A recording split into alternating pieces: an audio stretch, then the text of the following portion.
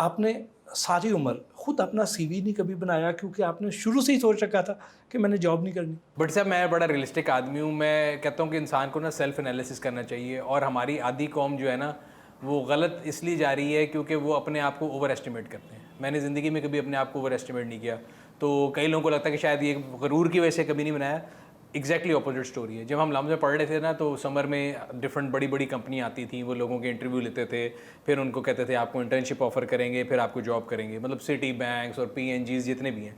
सो उसमें हमारे जितने क्लास वाले हैं वो सारे टाई शाई लगा के जाते थे। तो हमारा बैच था अराउंड 110 लोगों का बीएससी का, तो उसमें से उन्होंने 30 या 35 लोग लेने होते थे। तो मुझे अपनी औकात का बिल्कुल अंदाज़ा था कि मैं उन 30-35 में नहीं आ सकता, तो मैंने कभी कोशिश ही नहीं की, ना मैं कभी उस इंटरव्यू में गया।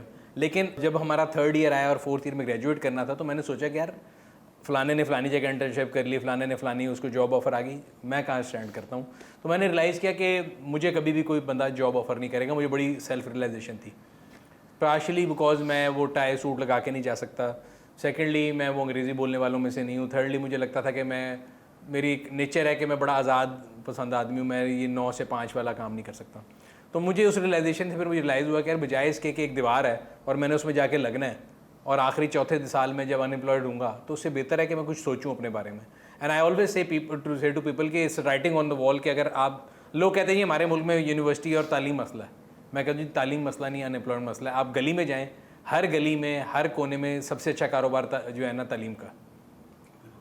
आप फैक्ट्रियाँ लगी हुई हैं अनएम्प्लॉयड बच्चे पैदा करने की और बनाई जाने की। आप कहीं जगह चले जाएँ, अक्सर यूनिवर्सिटी में जाते हैं, 13,000 बच्चा, 20,000 बच्चा, 30,000 बच्चा।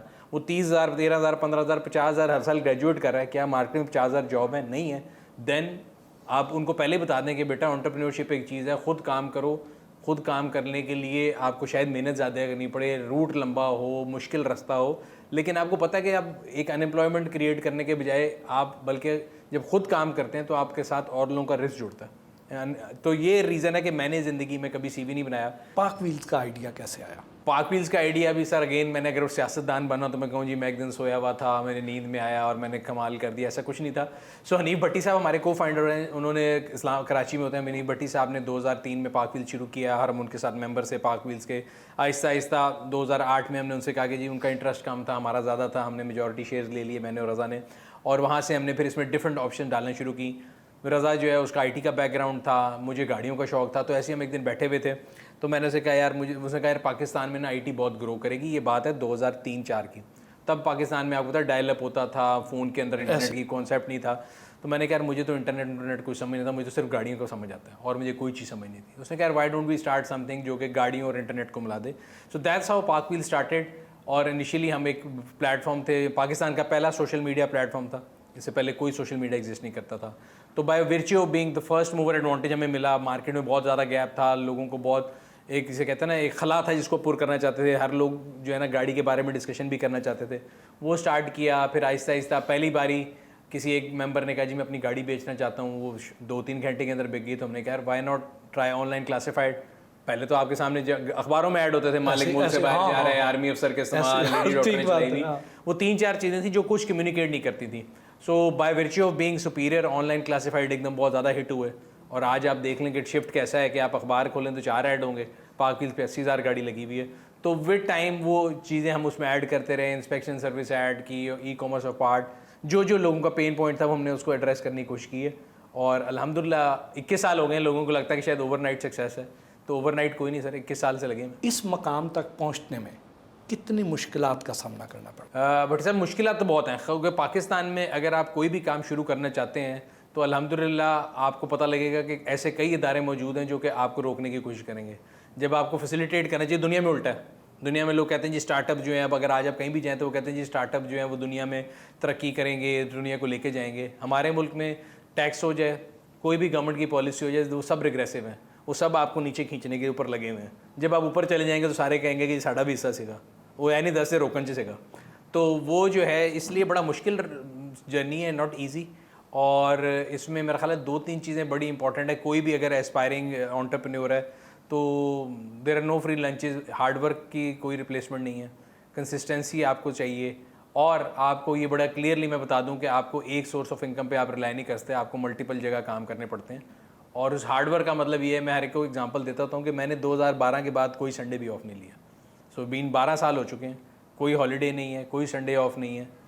आप 7 दिन हफ्ते में काम करेंगे तब काम चलेगा। गोश्त का कारोबार भी आपने किया, जी सर। और क्या क्या कारोबार करते हैं? काफ़ी काम किए सर। मैंने सबसे पहले मुझे याद है कि क्योंकि पार्क व्हील्स जब हो रहा था तो park wheels until 2021 was not in green, it was not making any profit. तो आपको घर का किचन भी चलाना है, अपने खर्चे भी चलाने हैं, तो उसके लिए आप मल्टीपल काम करते हैं। फैमिली का बिजनेस है, इलेक्ट्रॉनिक्स का, इंपोर्ट का, वो भी किया। इसके अलावा गिफ्ट आइटम्स के स्टोर खोले, ये गोश्त वाली ट्राई भी मारी बीच में, करके छोड़ दी। और बड़े लेसन सीखे। मैं हमेशा कहता हूँ कि जो कामयाब कारोबार होता है ना वो आपको इतना नहीं सिखाता जितना नाकामी आपको सिखाती है। सोशल मीडिया पर गाड़ियों का रिव्यू करने का ख्याल कैसे आया? आपसे पहले पाकिस्तान में तो कोई नहीं करता था। नहीं करता था, और वो भी अगेन सर स्टार्टअप जो कल्चर है ना, स्टार्टअप में होता ही है कि आपको सारे काम करने होते हैं। सो हमारे दफ्तर में मैं हमेशा इनको मजाक उड़ाता हूँ कि मेरा ख्याल है सबसे ज़्यादा काम करने वाला मैं आदमी हूँ। अगर गाड़ी रिव्यू करना है तो सुबह उसको धोना भी मैंने खुद है, उसको टाइम पे पहुँचाना भी मैंने खुद है। तो सारी चीज़ें, स्टार्टअप कल्चर ये होता है कि जस्ट रोल योर स्लीव और डू एवरीथिंग। ये नहीं है कि जी मैं कहूँ जी मैंने तो सिर्फ रिव्यू करना है, फाइनेंस वाला काम मेरा नहीं है, ये वाला काम मेरा नहीं है, हमारे काम कर सकते हैं। सो हम लोगों ने 2014 में बड़े सालों बाद टोयोटा की नई शेप आई, तो मेरी वालदा के लिए गाड़ी खरीदी। तो हमने कहा चलो यार ये नई गाड़ी आई है इतने सालों बाद, तो इसका एक रिव्यू बनाते हैं। ऐसी आइडिया आया, रिव्यू हमने बनवाया किसी से। उसका जो बिल आया मेरे पास वो 3.5 लाख रुपए का था। मैंने कोई 3.5 लाख रुपए का बिल, ये किस चीज़ का है? तो हमने खैर लगा लिया एक्सेल शीट के किस किस चीज़ का बिल है। पहली लाइन थी टैलेंट कॉस्ट 80,000। मैं कहा जी टैलेंट कॉस्ट क्या होती है? उन्होंने कहा जी जो लड़का है ना ये वीडियो में, ये टैलेंट। मैं कहा इसका टैलेंट गोरा होने के अलावा और अंग्रेज़ी बोलने के अलावा क्या है? उन्होंने कहा सर ये टैलेंट है आप में है। मैं कहा नहीं। कहते तो बस इसलिए देने पड़ेंगे। मैंने कहा भाई वो गाड़ी का रिव्यू बना रहा है, उसमें वो गोरा हो काला हो डजेंट मैटर, वो अंग्रेज़ी बोले इट डजेंट मैटर, उसको गाड़ी के बारे में इन्फॉर्मेशन होनी चाहिए, वो उसको नहीं है, मुझे उससे ज़्यादा है। तो उन्होंने कहा जी आप कर सकते हैं। Why not? तो हमारे चैनल पे आज भी पड़ा है, पहला रिव्यू किसी और ने किया था। तो उसके बाद दूसरा मैं कहा जी अगले में टैलेंट मैं हूँ, 80,000 रुपये थे माइनस करो अगले रिव्यू। तो अच्छा जी बाकी ये जी कैमरों की रेंट फ्लांटम का। मैंने कहा अगेन हमने कोई मूवी तो बनानी नहीं कि हमें कोई बहुत फैंसी कैमरे चाहिए। आम कैमरे पकड़ो, DSLR कितने का 3-3.5 लाख का। That's how we started, we made a channel. और अल्हम्दुलिल्लाह अब आप देखें 2+ मिलियन हमारे रिव्यू जो हैं फॉलोअर्स हैं। और मेरा ख्याल है साउथ ईस्ट एशिया में गाड़ियों का चैनल हमसे बड़ा कोई नहीं है। जब भी किसी गाड़ी का रिव्यू करने के लिए जाते हैं तो किन किन चीज़ों पर फोकस करते हैं? It's a very high risk product. तो उस पर गाड़ी का रिव्यू करने के लिए मैंने एक बड़ा स्टैंडर्ड बनाया हुआ है। मैं गाड़ी को खुद 3 से 3.5 हज़ार किलोमीटर चलाता हूँ पहले, उसको कच्चे में, पक्के पे, लॉन्ग पे, शहर में, हर जगह डिफरेंट एटमॉस्फेयर में चला के उसकी फ्यूल एवरेज, उसके अंदर क्या अच्छाई हैं क्या बुराई हैं। सो एक गाड़ी का रिव्यू करने के लिए एवरेज जो मेरा टाइम मुझे लगता है वो 20 से 25 दिन है। बड़ा लंबा प्रोसेस होता है। और जिस गाड़ी का आप रिव्यू करते हैं क्या वो कंपनी को, वो ब्रांड आपको गाड़ी भेजता है या आप खुद किराए पे लेते हैं, किसी दोस्त से मांगते हैं या ख़रीदते हैं, क्या करते हैं? डिपेंड करता है बट साहब, कई चीज़ें ऐसी हैं कि जो आप खुद खरीद के कर लेते हैं। कई कंपनियां जिनके पास अवेलेबल होता है वो कहते हैं हाँ जी ठीक है हमारी प्रोडक्ट है आप करें रिव्यू। बट एक चीज़ बड़ा क्लियर होती है, हम उनको बड़ा क्लियर पहले दिन से बताते हैं कि आपने अगर गाड़ी भी दे भी रहे हैं तो आपने हमारा रिव्यू ख़रीदा नहीं है, आपने हमारा ओपिनियन नहीं ख़रीदा। सो बस बच्चा आपका है, उसकी अच्छाइयाँ बुराइयाँ हमने बतानी है। समझ आती है ठीक है, नहीं तो हम खुद ख़रीद लेंगे। सो कोई किसी दोस्त से ले लेते हैं, कोई ख़रीद लेते हैं, कोई कंपनी भेज देती है, मिक्स ऑफ ऑल चलता है। बट एक चीज़ हमने अल्लाह का शुक्र है 21 साल में स्टैंडर्ड सेट किया। आप मार्केट में किसी से पूछ सकते हैं कि वी टेक नो डिक्टेशंस। जो हमें इंडिपेंडेंट व्यू लगता है गाड़ी के बारे में वो हम क्लियर बता देते हैं।